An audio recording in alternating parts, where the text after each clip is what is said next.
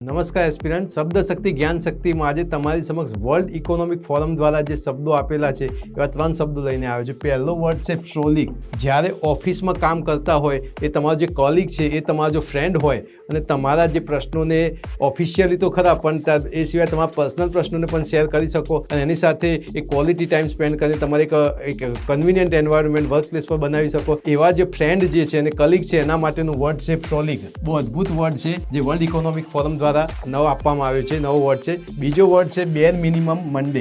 બેર minimum મંડે પણ એવું છે કે વીકેન્ડમાં સન્ડેમાં રેસ્ટ કર્યા પછી મંડે ઓફિસ આવવાની ઈચ્છા થતી નથી। એનો મતલબ એવો છે કે મંડેને થોડો ઇઝી લો। મંડે તો ઘણું પ્રેશર ના લો। મંડે થોડી ઇઝીલી સ્ટાર્ટ કરો અને પછી ધીમે ધીમે તમારી ઇન્ટેન્સિટી વધારો તો તમને કામ કરવાની મજા આવશે અને મંડે ઓફિસ જવાની ઈચ્છા થશે। એના માટેનું વર્ડ છે બેર મિનિમમ મંડે। અને ત્રીજો વર્ડ જે છે એ પ્રોક્સિમિટી બાયસ છે। આ પ્રોક્સિમિટી બાયસ એવો વર્ડ છે કે કોવિડ પછી આપણે જોઈ શકીએ બે પ્રકારના કામ ચાલે છે।